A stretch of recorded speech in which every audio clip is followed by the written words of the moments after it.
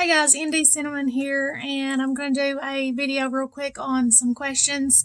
I'd posted a video a while ago about questions, and it's been a busy time, especially where we're getting into the holidays, and I'm doing some things at the shop today at my bookstore with sales and things like that going on this weekend. But I had a little bit of time, and I want to go over some questions, answer some questions, because I think that's fun, especially if it could be a help, to other writers or readers or whatever it may be.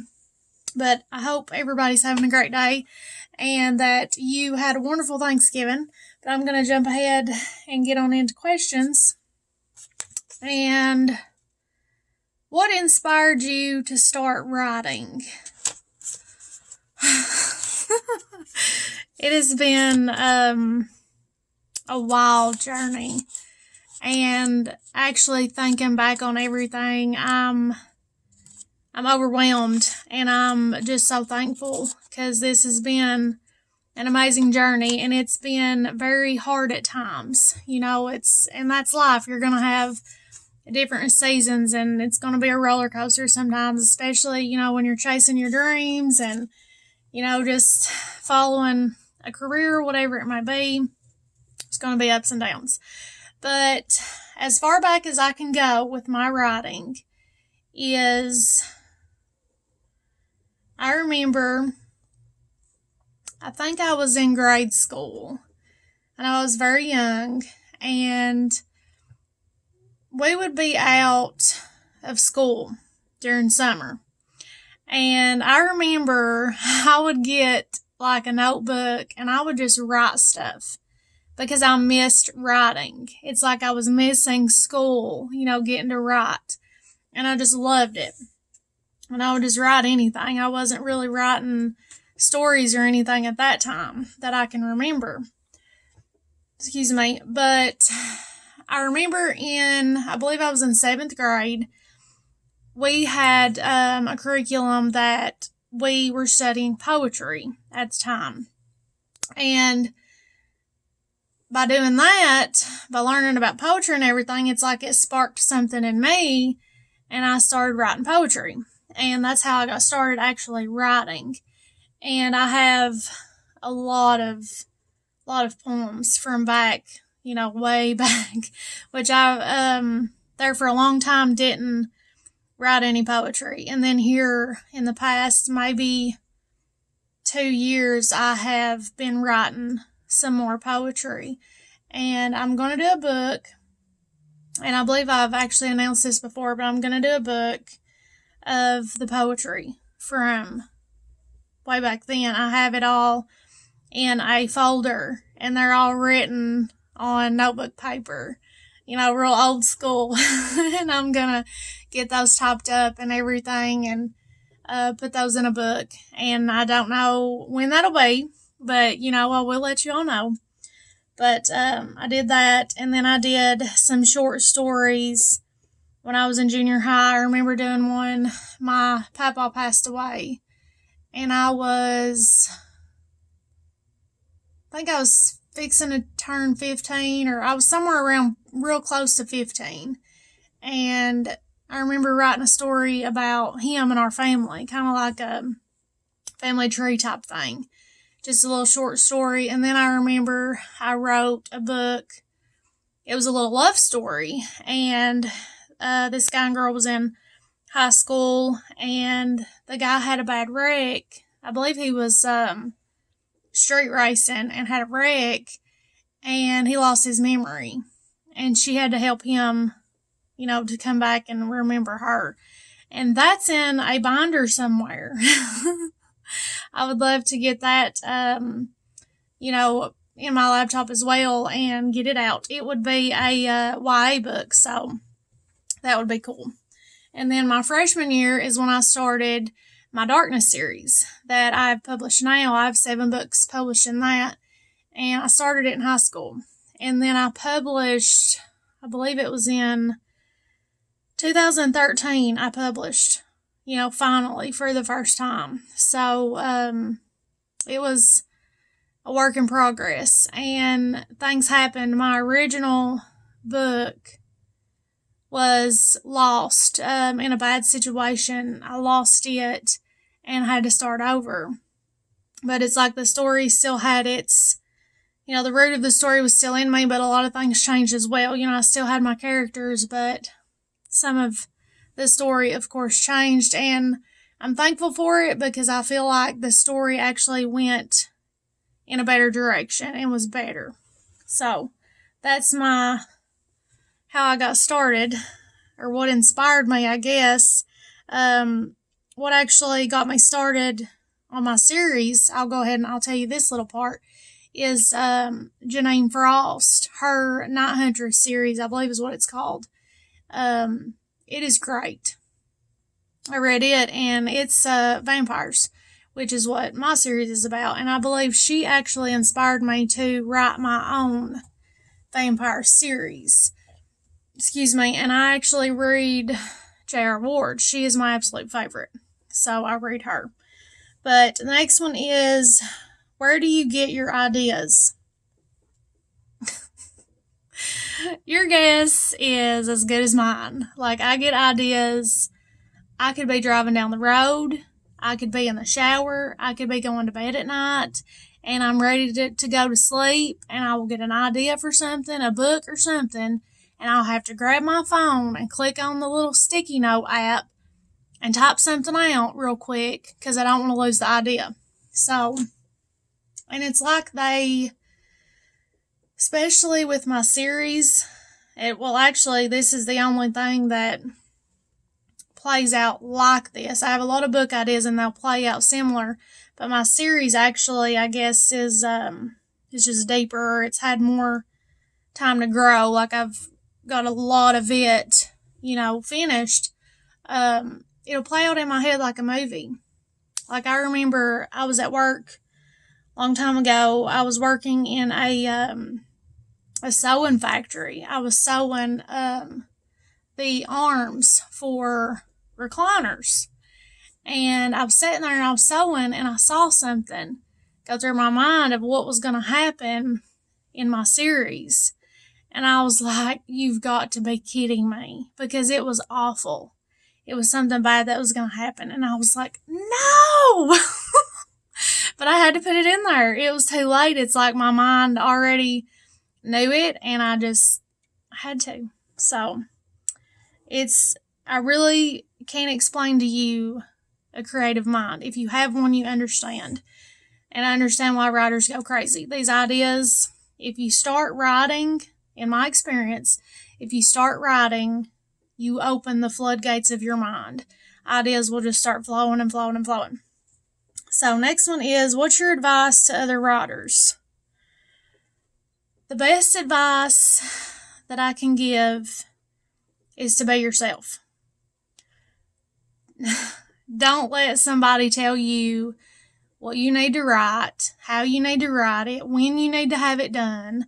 I am an independent author, which means I don't have a editor. I don't have like a legitimate editor. I have a family member who edits for me, and I call her my editor. But I don't have a legitimate on the payroll editor. I don't have an agent. I don't have a publishing house. Nothing like that. I've not been picked up by anybody. I do it all myself. I don't have deadlines.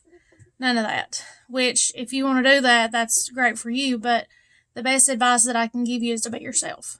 Don't let somebody tell you how you need to write and what you need to write.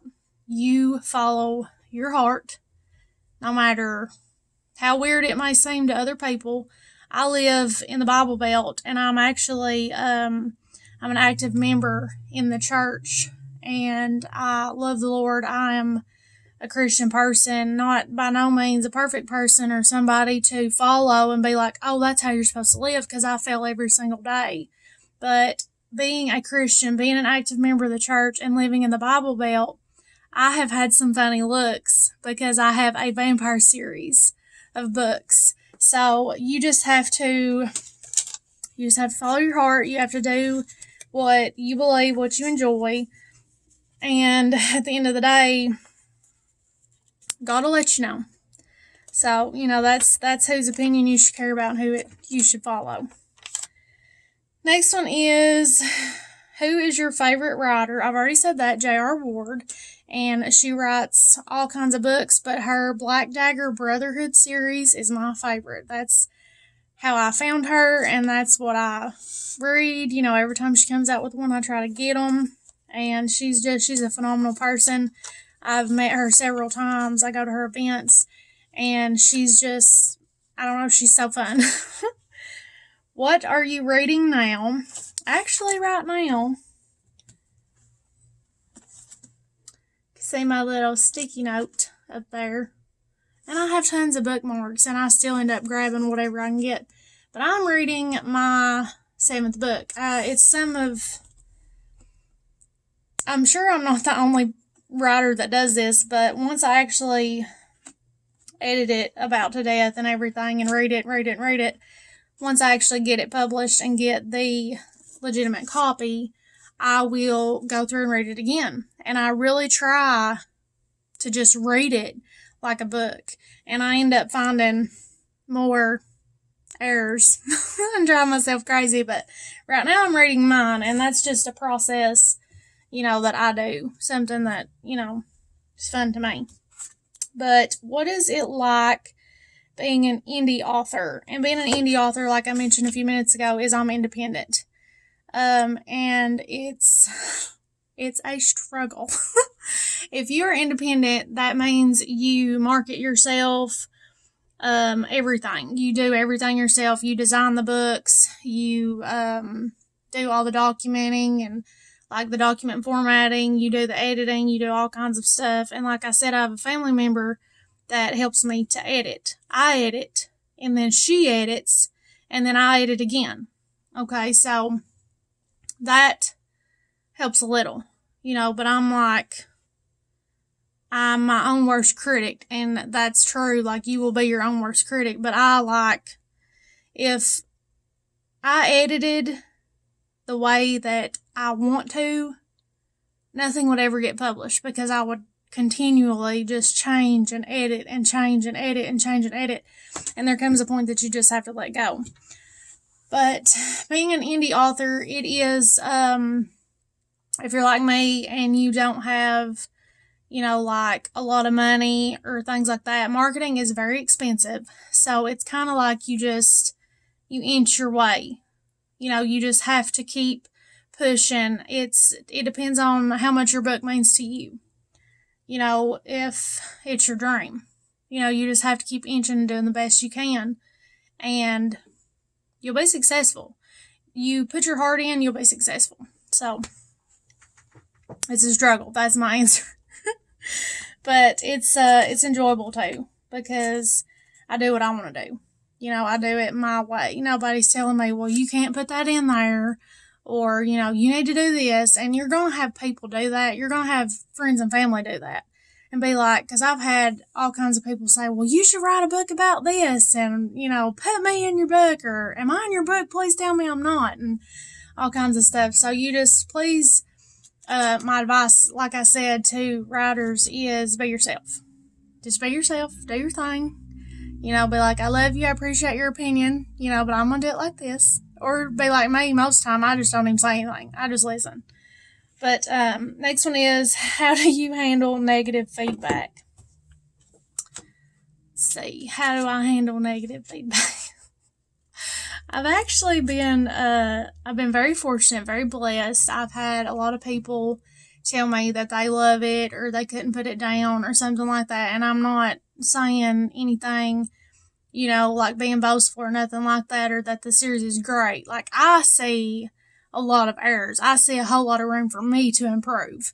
But I've not had a lot of negative things said to me. And I'm sure there's negative things about it. I'm sure there's people that's read my books that have negative things to say, and maybe they don't, because they're just trying to be courteous. But what I have had said is a lot of grammatical errors, which is 100% correct. I agree with you 100%. And I had somebody tell me that there was a way that I was writing it, and I believe there was a lot of pauses or something with it. It was like my first book, and to me, the first 3 are absolutely terrible. That's my opinion, like, because my writing was just, I was just getting started. And I had someone else say something about something. I can't even remember. But I think it all went around grammatical errors, you know, typos and things like that. But it's like I agreed with it. You know, so I didn't really have a problem. I mean, it wasn't like somebody was like, hey, this is terrible. I hate it and you should stop. Like, I've not had anybody tell me that. But I mean, if somebody did that, you kind of just have to take it as, okay, I'm striving to be better. And you just have to go with it, because everybody's going to have their opinion. Nobody is going to absolutely be loved by everybody. You know, you can't please everybody. But I had, actually on book 7, my, a family member I was telling you about that edits for me, she said, you have a lot of characters. And it was kind of like, she wasn't being negative, but she was saying that from a negative standpoint, because she said she was having some trouble with, you know, keeping up with things because I have so many characters. And I think that's something, I don't know that maybe that's just something that's uniquely mine in this series. I don't know. I was trying to think of if I knew of any other writers that do that. I know J.R. Ward's Black Dagger Brotherhood series has a lot of characters. So, I don't know. I think she kind of narrows them down per book, which, of course, as the storyline goes, that's what you would do anyway. But when the series and the story involves a lot of people, you know, like in my series, you have a group of humans, you have a group of vampires, you have a group of werewolves, you have hybrids get into the mix, and you have all these different scenes. You have the home life of all the people, you have the Lycan kingdoms, you have the Nosferatu kingdoms, you have just all these different things that it's all together. And that's what it is. Every bit of this, kind of like 3 different worlds get thrown in together, and you just see what happens. So I don't feel, you know, bad about it. I don't feel that that's really negative. You know, I believe that it will appeal to people that it's meant to. You know, people that love it, it'll, you know, be uniquely for them. And there's always a certain little fan base for different things. And I love my fans, and I'm thankful for my fans. But let me ramble on forever and ever and ever. I try not to keep these videos very long. But I'm going to jump to this next one. What does your process consist of? And this is the last question. My process, if you could call it that, is usually me in my bathrobe, in my recliner, with my little dog. And this has been years. This is not just me in the present with my little dog now that I post about, but in the past as well with other dogs, is I will be in my bathrobe in my recliner with my laptop in my lap. And I just work. I get in my own little comfort zone. And I think a lot of people, I've seen little like memes about it and stuff, is what writing may look like to people. And it's that you're at a fancy desk and you're at your computer and, you know, all this. And that's just not the case, I think, for a lot of writers. Like, I would love to, I've thought about that, and I'd love to have an office and a writing space and things like that. But I believe I would still always find myself just curled up in a chair somewhere, you know, with my laptop and just having like, almost make you think like mad scientist moments, but in a writer's, you know, kind of standpoint. So that's fun. But if you guys have any questions, you want to comment on this video, feel free to share. If you're on YouTube, feel free to subscribe, pages, share, like, whatever you want to do. You can always find me on YouTube and Facebook and Instagram and Twitter and Pinterest. And I have my N.D Cinniamon website, which is www.ndcinniamon.com, and that is CINNIAMON. And I have, that website, and you can always send in stuff there. And I have a fan email that should be on the Facebook page. So check that out there. But I love you guys, and I hope you enjoyed the video. Feel free to leave comments, and I'll see you later.